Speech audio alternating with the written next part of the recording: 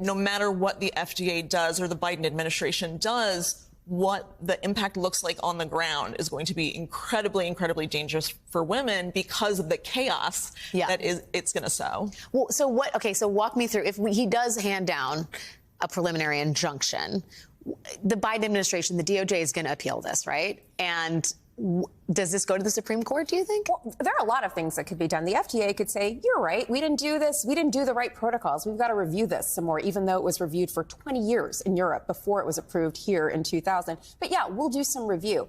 And that could just be pending. We could be like, and maybe medication abortion would be available in that circumstance because the FDA is pending. But what we ultimately may have is a clash between the agency itself and this federal judge. And that's harder to say. And it's exactly as Jessica said, in a situation like that, where you have these two very powerful entities clashing, the administrative state and the judiciary on the one hand, what you have is confusion, and doctors won't know if they should provide it. Pharmacists won't know if they should dispense it, and women won't know if it's available. And that's exactly what they want. That's the point. A landscape of utter confusion and chaos, which is more effective perhaps than any ban at this point. Well, and we showed that, maybe we can pull it back up, that map from the Guttmacher Institute that shows the states that are going to be affected by this chaos, Jessica. And it's not just what you think of as deep red states.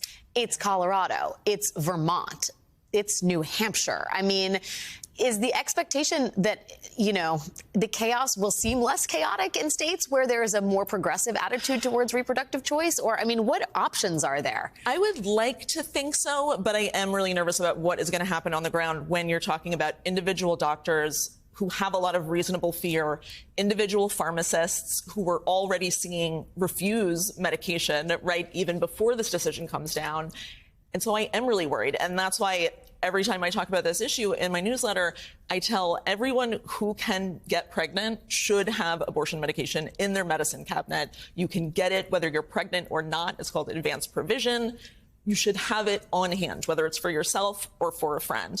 Hopefully it won't come to that. I really, really do hope that. But that's just the idea that we're at the stage of the game where people who follow this issue are saying stockpile this medication because you may not be able to get it or someone you love may not be able to get it is a terrifying Handmaid's Tale dystopia to imagine that America is in that place.